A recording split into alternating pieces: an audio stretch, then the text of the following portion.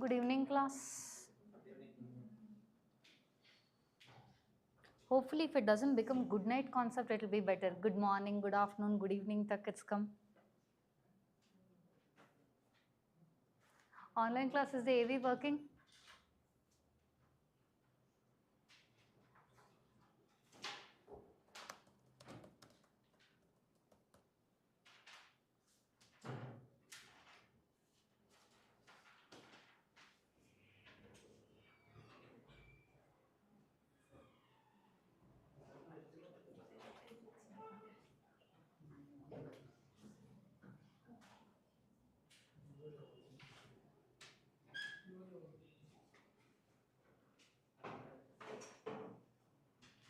Okay, class will be doing current affairs for polity and governance.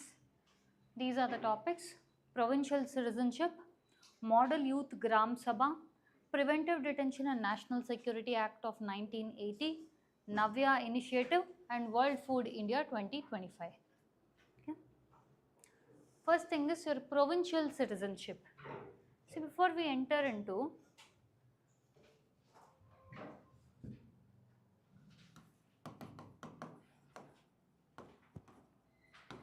with regard to India, citizenship is there as a in your, let's say, constitution itself, from your article 5 to 11, right?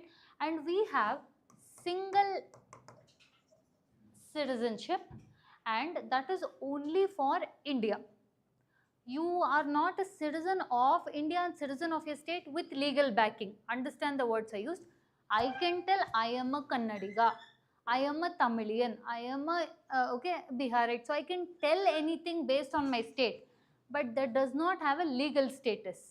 Legally speaking, I am only the citizen of India. Understanding? So what happened is, during your period of 1970s and 80s decade, 1970s and 80s decade, large amount of your central government, which used to always dominate the politics, now had started coming up with coalition. Also states with strong regional ties came up. For example, Maharashtra had something called as sons of soil theory. That is, with globalization that started in 1990s, people started moving everywhere for employment. Yes or no? The concept of migration and all started. So the idea was, let's say this is a place. Let's say it is your Mumbai or Bangalore. The idea these people had was, we are all the native people. That is, who are born here, who are living here, whose parents were born here. This is my ancestral land. But all the other people who are coming from elsewhere, they are getting more salary than me. Okay, they are marrying the girls. So I am here left with no employment, no salary, no education. So someone to my land is coming and getting all of those. That frustration kind of started. That is what led to the concept of your people feeling like this state residents should be getting everything, or residence based reservation concept was brought in.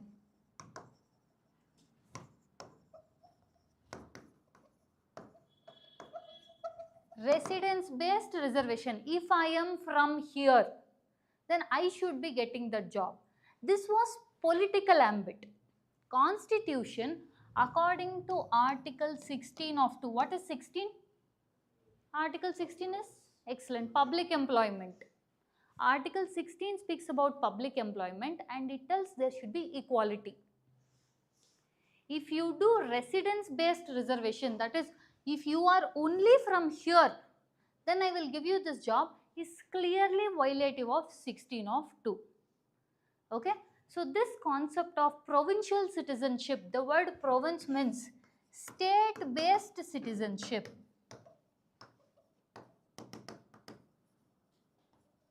Okay, this demand kept on increasing as to we will feel more better when our economic choices are left to us, when someone outsiders will not come and take away all our jobs, right? So this constitutionally cannot be possible, but politically it starts getting motivated. Okay, so provincial citizenship has no legal basis in India. It is not existent in our constitution. It cannot be brought in also. Understanding why? Because we strictly went for unity and integrity of India, which means your sole unity, integrity, everything should be for the India, whole of India. Understanding? So why did this debate come in the first place? Because this concept of provincial residence, that is provincial citizenship based on my residence, started becoming large in your Jammu and Kashmir. Further down we will have that one more topic also in preventive detention. Recently Jammu and Kashmir pe one person was preventive detention pe held. In Jharkhand, Assam, all these places they are telling someone else is coming to my land and taking away all the things. Then what is the protection for the people who are from this particular state? Because of that we are seeing this topic. This concept of provincial citizenship is largely considered as nativist politics.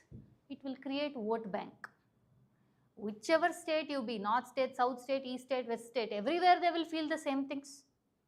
So this is more of nativist. I am the native of this land, I should be given more privilege. Understanding? This affects the single Indian citizenship, but this will not have any legal basis. So what is provincial citizenship means? Unofficial political construct. This is not reality, just political people are emphasizing these kind of things. Okay? Look at this. Sons of soil theory. This is what your Maharashtra has. Okay, 1970s, 80s period of time I told, no? That point of time this became very largely popular. That is, true son of the soil is who is a native of this particular land.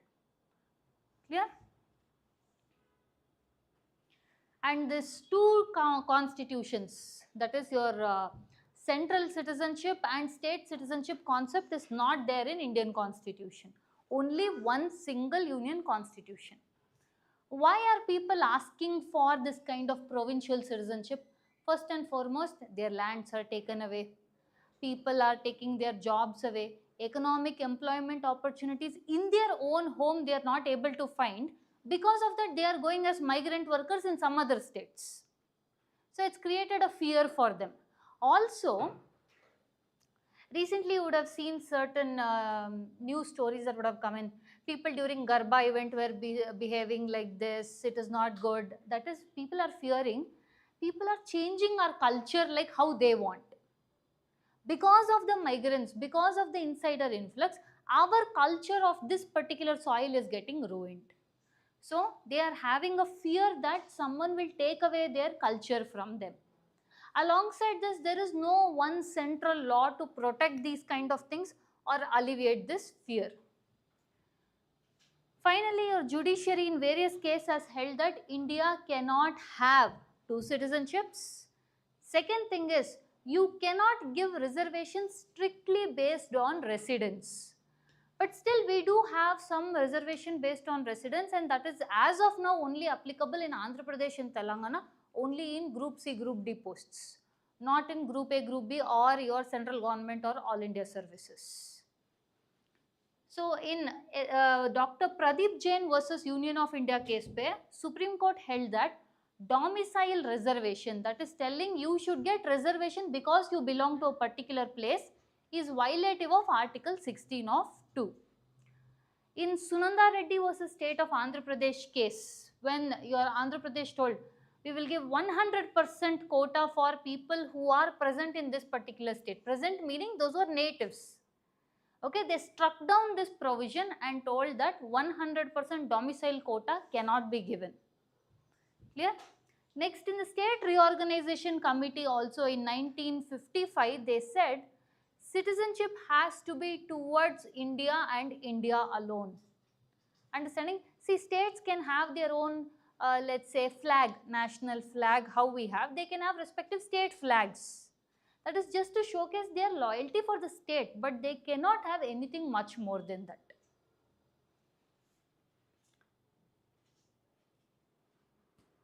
So, national citizenship is the only citizenship we have, Article 5 to 11. If at all we give reservation based on residence, it will violate all these articles. 14 is equality, 15 is against discrimination, 16 is employment, 19 is freedom of speech and expression. Under freedom of speech and expression, we have right to move about the country. Yes or no? So that will get affected. So provincial citizenship, why it is being asked? Again, simple thing. There is no legal status, but it prioritizes local needs. It gives more importance to the natives of that particular place. And it fuels the regionalism. Understanding, this is where we said sons of soil theory. We are the two protectors of our culture. That kind of scenario comes in. What are the concerns? This, if it comes in, if this feeling keeps on coming and the political people will keep on feeding this, then this will create secessionist tendencies, isolation tendencies, also people trying to hurt the people from other language, other region, other religion. So the whole concept of diversity will go down the drain. The nativist politics is starting to strengthen more and more is because of your politics. Okay? Which means people are trying to tell this is for this people only.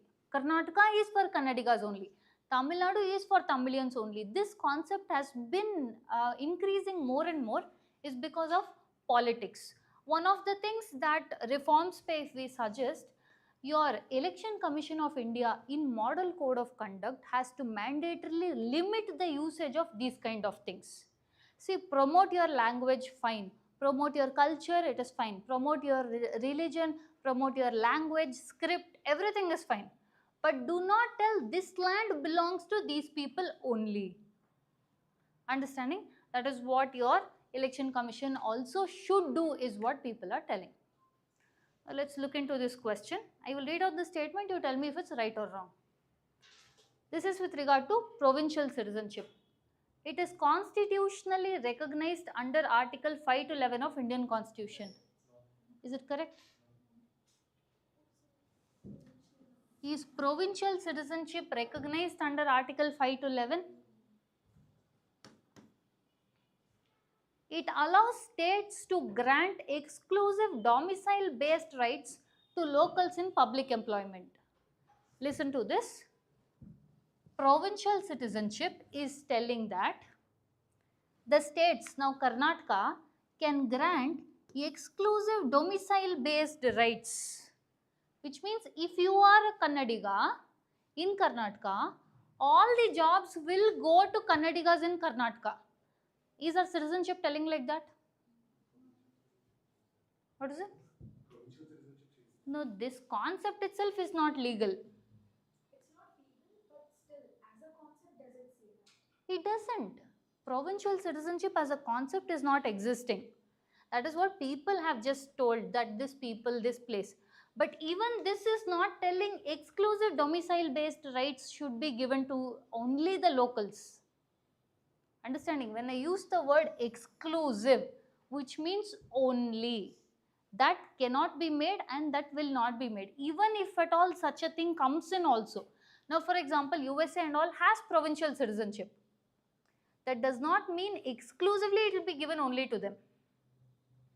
So this statement is wrong because the exact statement in your previous cases,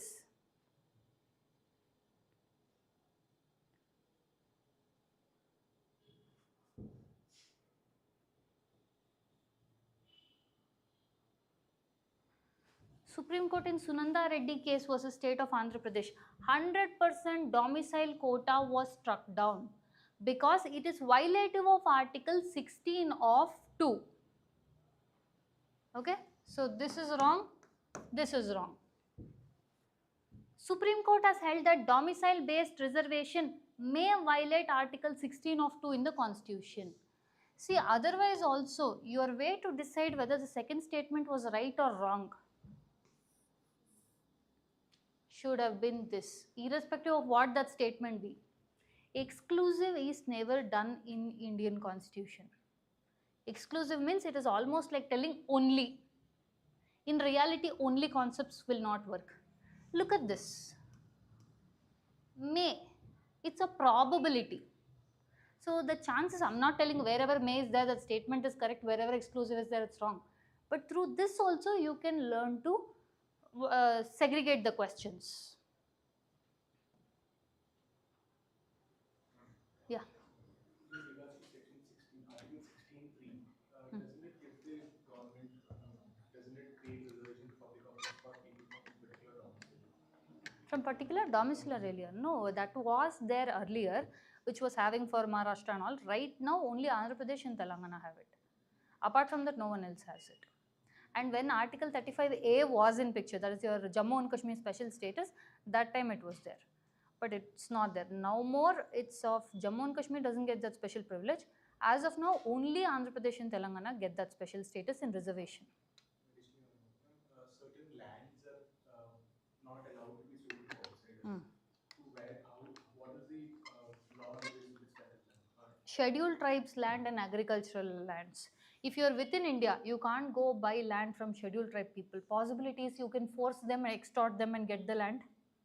Second thing is outside India, matlab if anyone is an NRI or overseas citizen of India, they can't come in and buy your scheduled tribes land and also farmlands.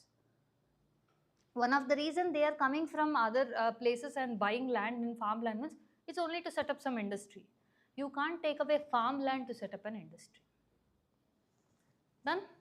Next topic is Model Youth Gram Sabha.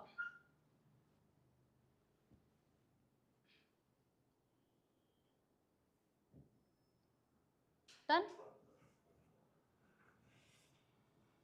First and foremost, this is a very nice good initiative if it works like how they tell. This is started by central government where it is a school based initiative. These are the main keywords for this thing. Your Model Youth Gram Sabha is a school based initiatives wherein, let's say,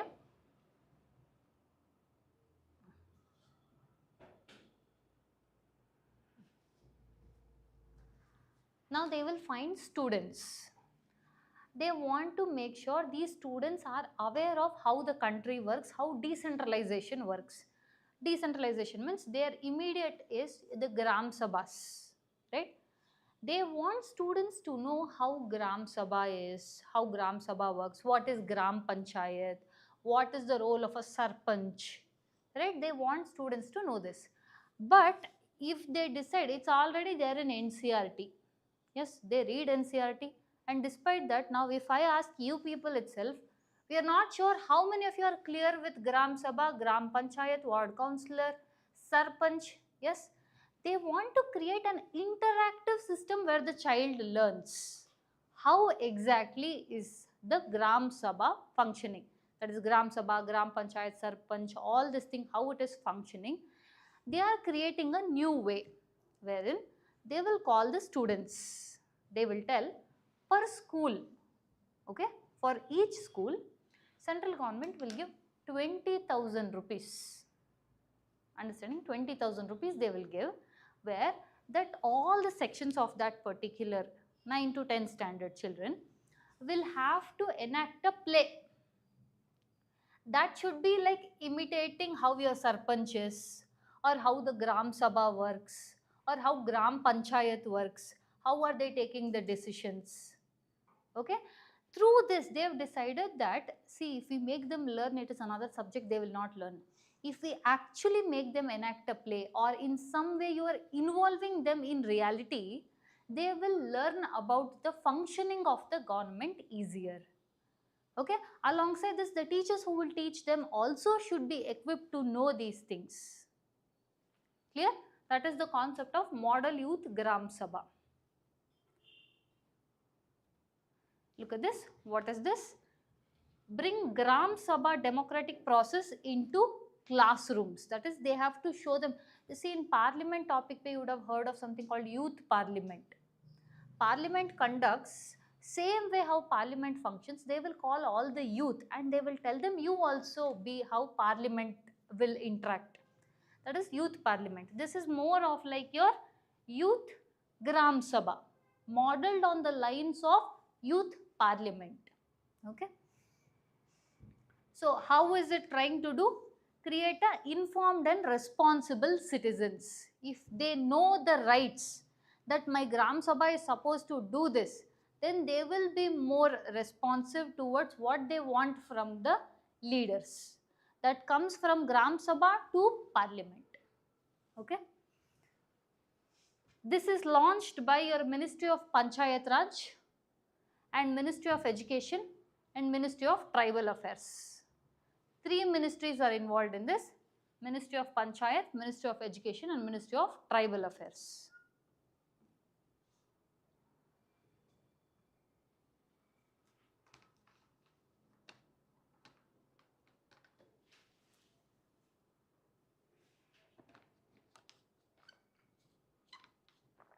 Done?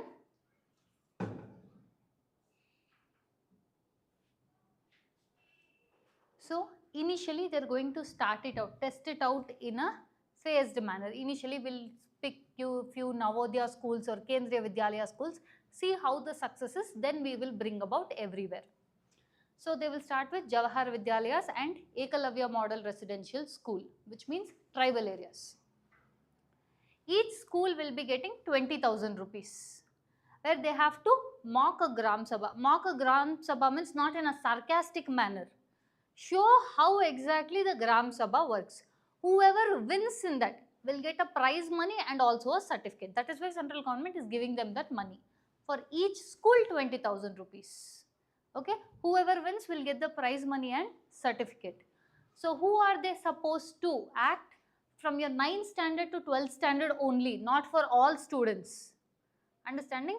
This feature is available only for students from 9th to 12th standard, where they have to play as sarpanch, ward member, village secretary, your ASHA workers, Anganwadi workers and junior engineers. Basically anyone and everyone involved in the local governance. Understanding? For this, teachers are trained. First, the teachers have to know these things, right? They will be trained through your national level masters trainers. That is, first the teachers will be trained so that the teachers can train the children. And another thing is they will receive prize money and certificates, because if incentive is not there, no one will be interested to do it. Yes. Now we'll look into the questions. With regard to Model Youth Gram Sabha, it is launched by Ministry of Panchayat in collaboration with Ministry of Education and Tribal Affairs. Correct. Okay. It will be implemented initially in Jawahar Navodaya Vidyalaya and Ekalavya Model Residential School. Students from class 6 to 8 will role play as sarpanch, ward member and village officials. In your prelims also, see, as of now the statements are very simpler only, right?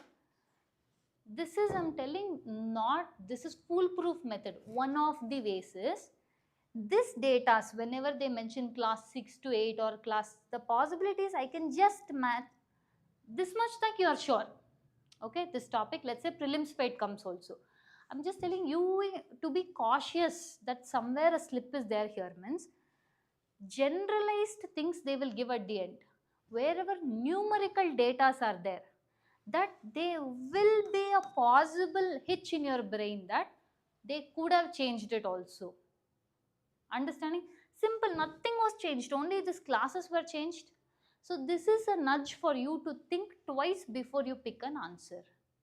You tend to omit this and this is what will stick in the brain. Last part what you read sticks in your brain. This is correct. So most probably people end up picking this one, but this is wrong. Wherever numerical data is there, think twice on that answer. Clear? So third statement is wrong. It's 1 and 2 only. Preventive Detention and National Security Act.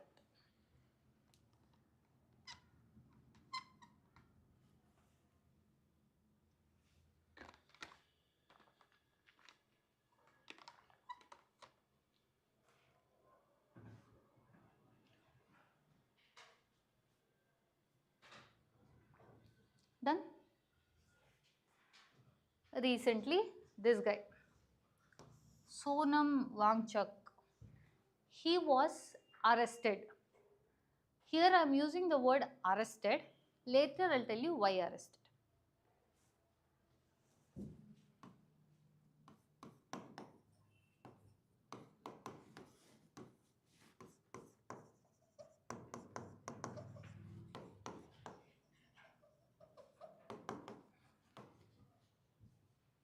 See, according to your Article 22, we have certain things such as, if you are going to hold a person for questioning or arrest a person, let's say police will come and tell a person, we are going to arrest you. If the police is coming and telling we are going to arrest you, does that mean that person has committed the crime? If police is only going to tell you have arrested, we are arresting you because you have committed the crime, then what is the point of courts? So it is always on a condition of a probability. Okay, which means, let's take in this case, punitive detention or punitive arrest. In this particular area, let's say in one bus stand, there was a woman standing. The security cameras were capturing, 2 people were there. In that one person, light got switched off. After the light is switched on, one person is murdered. Alright. Then they go find the other person who was in bus stop. They will arrest that person and come. Why here randomly anyone who will be in the house near the bus stand, they will not go pick and come? There was a probable cause that this person was the one who was last there. Second thing, the murder weapon by his fingerprints are there. There is a high possibility that this person might have committed the crime. Okay. So at that point of time, there is a punitive detention. First you will bring him, you will see all the evidence. If it points to it, then you will arrest that person. And in Article 22 itself, it tells that when you are going to arrest a person, the arresting officer should wear a uniform. It should showcase his star ranking, that is what is his rank in the police system. It should showcase his name. Understanding? And while he is going to arrest that person, he has to tell on what grounds is he being arrested. Let's say when all his friends and family are there, he arrests. But let's assume when no one is there, he'll try to arrest, no one will know. So the police officer is supposed to give him a provision where he can contact his friends or family and tell that he is arrested. And within 24 hours of arresting him, he has to submit this person in front of a magistrate, which means a judge, to see whether this arrest was correct or wrong. Understanding? And if the judge tells, okay, your arrest is fine, then they will put him in the, let's say, holding, waiting, whatever it is, the case decides. So in this case, he has committed a crime. That is, we cannot tell 100% sure he has committed the crime until court gives the verdict. But there is a probability that has put him in that place. Yes or no? So all these rights he has. What are the rights? He has to be informed on the grounds of arrest. Arresting officer should tell why he is doing all this and everything. Then comes another kind of arrest or detention, that is preventive. You are going to hold a person or arrest a person, but here we will rather use the word detain is because everything will look like arrest only. Here I am supposed to tell on what grounds he is arrested. I have to wear all the uniform, every particular thing he should be given to inform all his members. In preventive detention, I don't have to mandatorily tell the grounds on why he is being arrested. If at all, if it is a harm to the security of India. Meaning, preventive detention ka concept is there is a person. He has not yet committed an offense. He is not even in the possible category. But there is a suspicion that he might create a crime. To make sure that person does not create a crime or incite a violence, you arrest him before even he commits a crime. That is why preventive. You are preventing him from either committing a crime or inciting a violence. Okay? This concept of preventive detention was there in India from colonial period of time. That is, your British, whenever they used to know that our national leaders, freedom fighters are going to fight for your, let's say, India's independence, immediately they would arrest these people under the name of preventive detention. This preventive detention was called as Dark Act. Okay? Because it violates all the concepts that are important to a human dignity. In preventive detention of Article 22 itself, it is criticized and told that preventive detention is an exception to fundamental rights itself. Exception means not like the good kind, like a bad kind, because it removes off your strips away of fundamental rights. Understanding? So, recently climate activist Sonam Wangchuk, this guy was detained under this provision, preventive detention. This is present in the Constitution, Article 22. But that in the form of a legislation. Legislation is created by whom? Parliament, right? So, Parliament can detain a person under NSA of 1980, National Security Act of 1980, and your constitutional provision of preventive detention under Article 22. Clear up until here? Why this person was preventive, that is brought under preventive detention? Because of the protests that he led for your Jammu and Kashmir ka, you know that special status was removed and it was made into a union territory.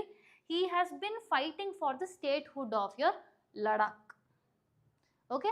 If he just fights for it, we will not bring him under preventive detention. He led to huge protests that was followed. So, preventive detention means holding a person to prevent future threats to public order, safety, security of India. This is anticipatory. Punitive pay, you have did an offense or the high probability of you committing the defense. Here no such thing. You are arresting him even before that person would even commit a crime. One thing in Article 22 is, it tells that, let's say you are detained a person. Initially, you should tell what grounds he is arrested. Again, I use the word may. It is not mandatory that you have to tell him what grounds he is arrested if in case it hurts the security of India. And once a person is brought under preventive detention, he will be brought in front of an advisory board. Okay? The advisory board are nothing but your high court judges. These people will see whether this person was preventive detention held in a right way or wrong way. If it is said it's in a wrong way, they'll tell that person, let him go. But if it feels like, yes, we have to detain this person for security of India, they will tell, okay. Now, once this, let's say the police people will hold a person under preventive detention, by max, they can hold him for 3 months in one go. If after 3 months also they have to continue, they need to get a permission from the advisory board itself. Advisory board of High Court judges, where they have to give the permission. Yes, the condition is now that 3 months should now be extended to another 3 months. Understanding? So 3 months you can go on extending. This is what is mentioned in the constitutional framework of Article 22. Next I told you, NSA, National Security Act, that has different provisions. Clear?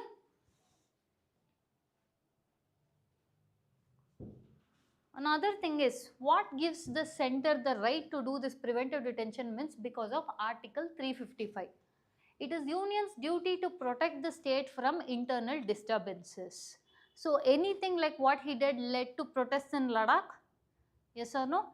So which gives the power for union government to protect that particular state from that protest.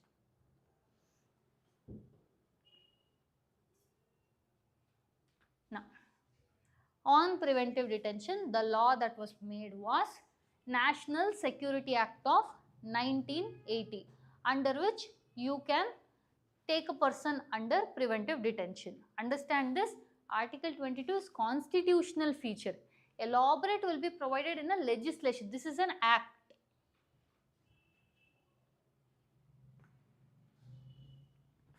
First and foremost, what are the other acts through which your government exercises these kind of control means?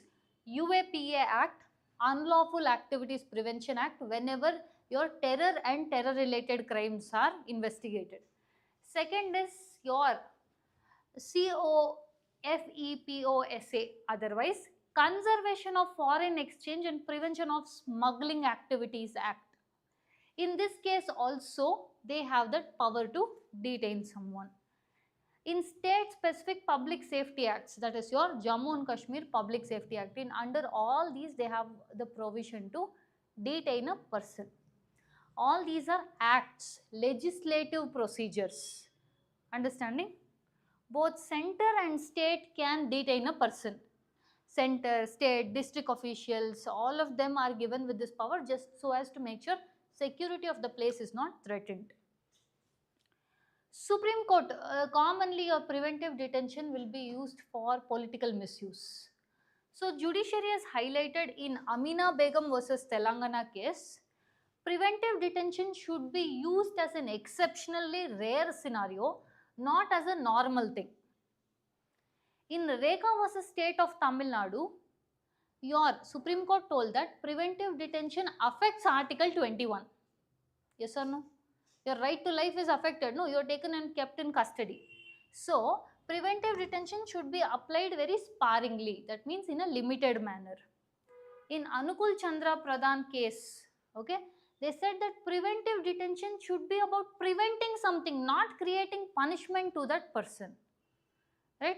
In these, you don't have to by heart anything, but Amina Begum versus Telangana case is the recent one.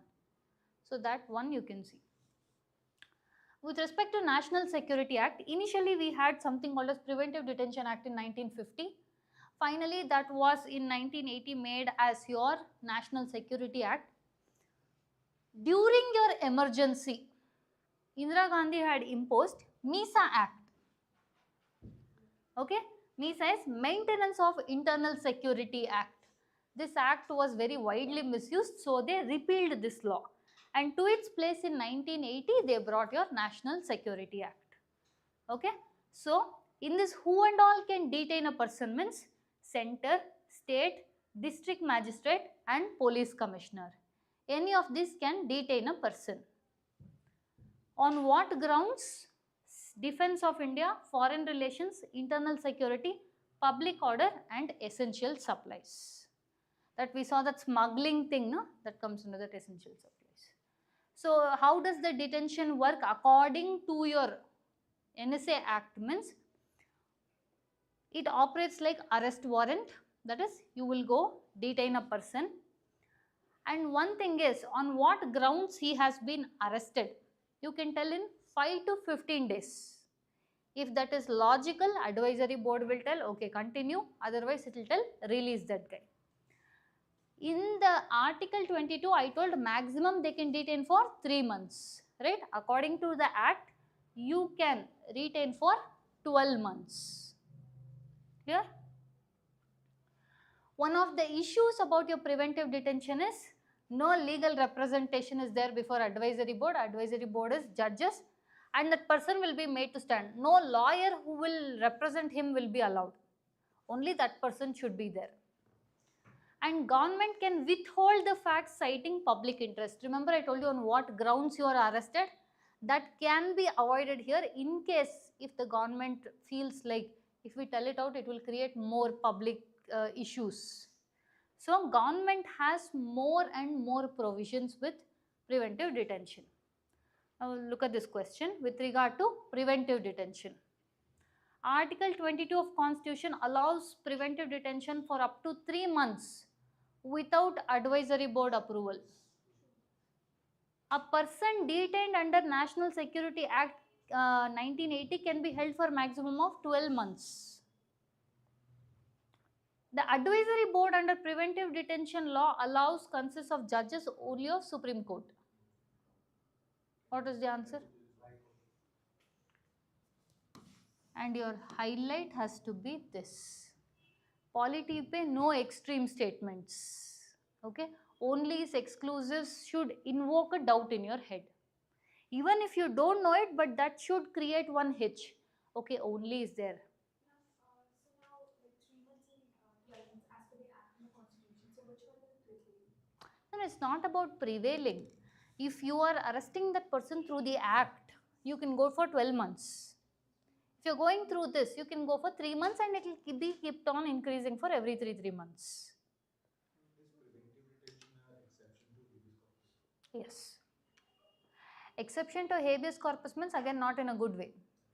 Let's say someone who is held in preventive detention, on them habeas corpus is filed.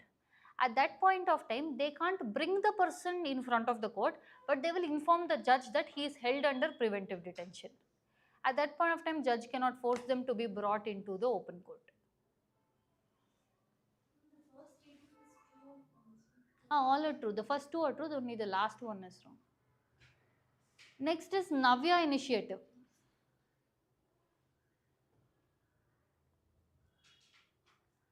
Navya stands for Nurturing Aspirations Through Vocational Training for Young Adolescent Girls.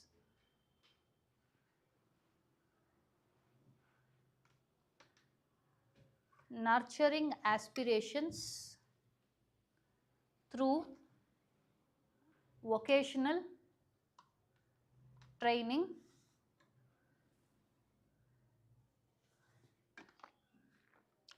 for young adolescent girls. See, it's as easy as its name states. Vocational training. Vocational training means it is like you are giving a skill. Okay? You are teaching a person some skill that can in turn generate employment. Okay? Vocational training means you are going to teach a person some skill that will in turn generate employment income, so that person is safe and secure. To whom? It is to adolescent girls. Clear? This is launched by Ministry of Women and Child Development and Ministry of Skill Development. Okay? Adolescent girls, what is that age category? I'll tell you. Understanding up until here, no? It is two ministries, Ministry of Women and Child and Ministry of Skill Development.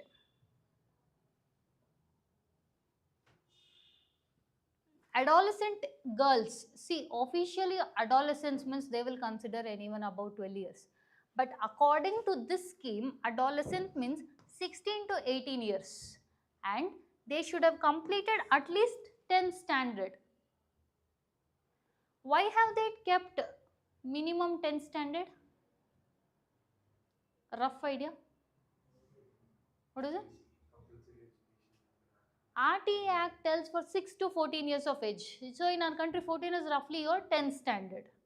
Okay, so that is why they have told this person has to have had minimum basic education up to 10th standard and should be 6 to 18 years of age. What kind of training they will give? Vocational training means skill will be given, no?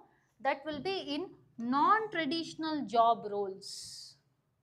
Okay, non-traditional job roles means beyond your, usually girls ke liye they will give vocational training, means it will be either in tailoring or handicrafts. But now they don't want to put them only in that category. They want to see them like, what if they will get some digital skills? Like let's say they will try to teach them how to write things so they can become content writer, digital editor, managing your digital profiles, right? So something beyond traditional job roles, instead of just tailoring, cooking, handicraft, sewing, right? Because the economy is changing, they want to give the skill set also that matches the present economy. So the important keyword here is non-traditional jobs. As of now, they've started in 27 districts across 19 states. Most importantly, they're targeting in your northeastern states also. Understanding?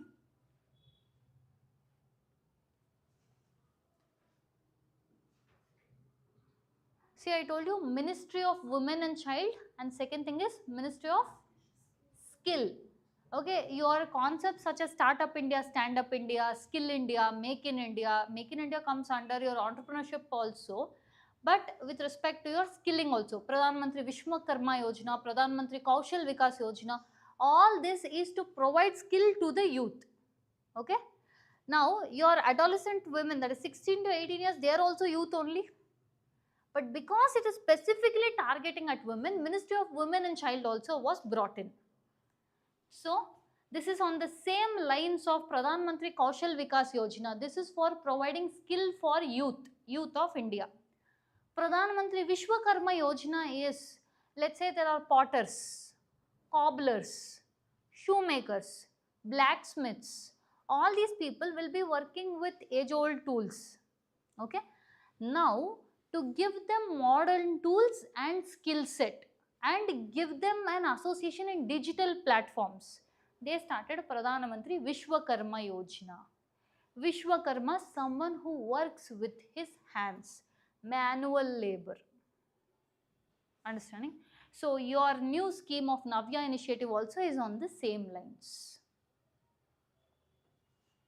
One of the important things about this initiative is it will strengthen women-led development, and your G20 countries, that is group of 20 countries which are all involving developing economies. G20 countries means developing economies, all have same issue, women empowerment. So this will be very good on trying to improve the economic status of a woman. And it aligns with Vikshit Bharat at 2047. When we tell Vikshit Bharat at 2047, India will become a developed country by 2047. That is the meaning behind Vikshit Bharat. Builds a skilled, self-resilient and inclusive workforce, that is women are brought into the workforce. Women being absent from workforce has led to many reports being created as missing women. Where are the women in the workforce? And many international organizations have pointed out that because of women not being in the workforce is costing us $1 trillion. Understanding? Other initiatives that are there for adolescent girls. Okay, Beti Bachao, Beti Padhao, that is two objectives. Beti Bachao, Beti Padhao is prevent female child infanticide, that is you do not kill a child in the birth itself because it is a girl child, and promote girl education. Next is Mahila Shakti Kendras.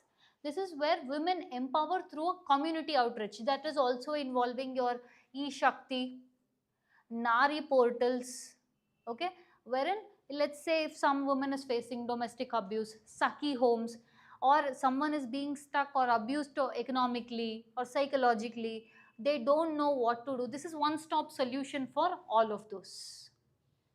They will tell you have legal provisions, you can come out, you can lead a life, you can even earn something and make a life for you. It's that kind of one-stop solution.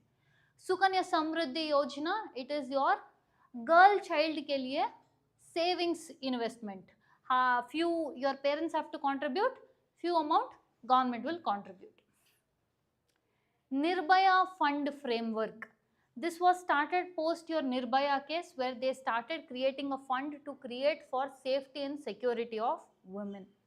Next is one stop center, again specifically for women facing domestic abuse and violence, acid attack victims, harassment people. Government passed 106th Constitutional Amendment Act, according to which 33% of reservation is given to women. Earlier, this 33% reservation was only led for your decentralized bodies. Now it is introduced in the other aspects as well. Now with the question with regard to Navya scheme. It is implemented jointly by Ministry of Women and Ministry of Skill Development. Provides vocational training to adolescent girls for 14 to 18 years in traditional job. Why? 16 to 18. The other part is correct, is it? Look for the second one. The previous one I gave only this thing, so you easily identified here. You left the second part. In traditional job, it is not a traditional jobs, it is non-traditional jobs. Previous one I gave the key, I told you the second part will be right, so your mind got affixed to this. Now I kept both, your mind went only to this. Both things you should observe. 14 to 18, it's 16 to 18. It is not in traditional jobs, it is non-traditional jobs. The scheme is being piloted in aspirational districts and northeastern region. Last, World Food India Report 2025.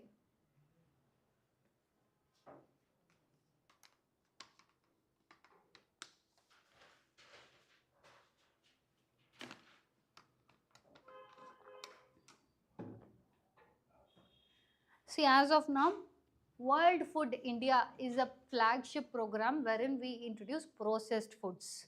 Otherwise, processed foods means don't think junk food.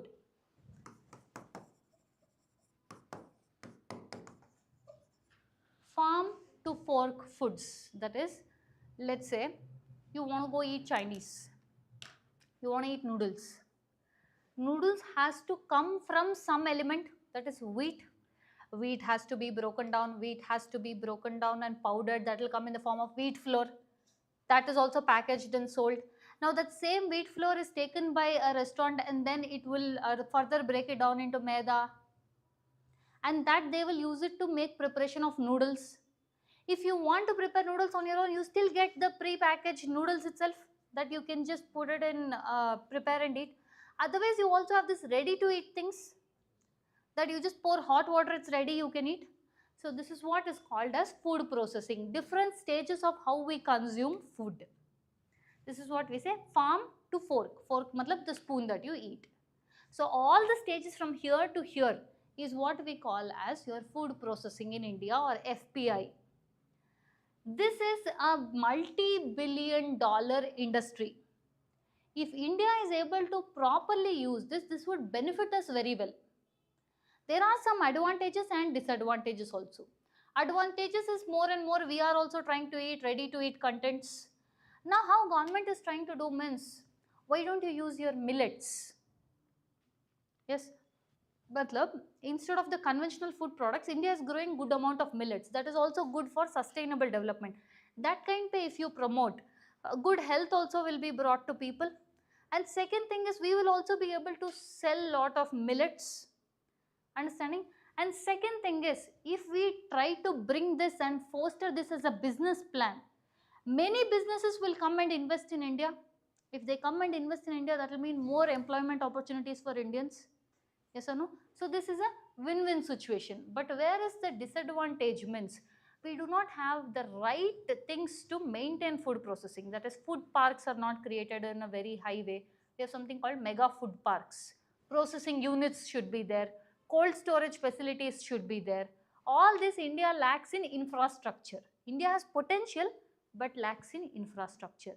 Fast movement should be there, freight should be there, easy access to roads, reduced traffic. Okay, as of now, 4th edition for World Food India report took place, wherein it showcased, it was concluded in 2025. The highlight of this report is It showcased India as global food hub.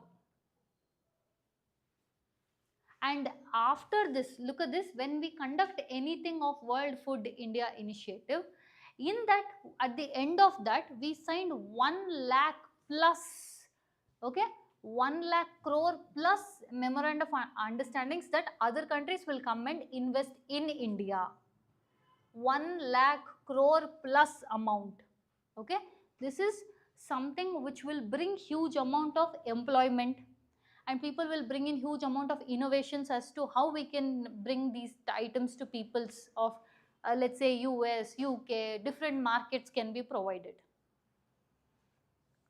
So as of now, this is organized by Ministry of Food Processing Industry, and as of now, 4th edition. See why I have given the specific edition means in statement kind of question, they tend to ask, the first statement itself is this was the 4th edition, this was the 3rd edition. For that, this becomes important.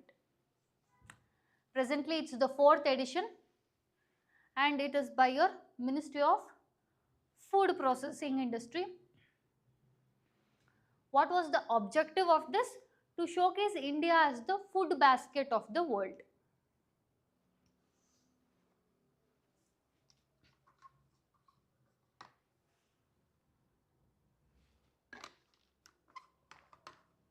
Clear up until here?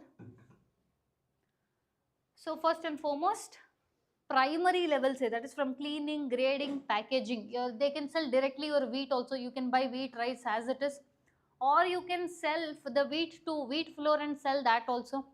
Otherwise, you can make it into bread and ready to eat foods and sell. In all these process, food processing is involved. Do not get confused to food adulteration. Food adulteration is adding your non-edible substances in food. Food processing means you are selling food in different ways.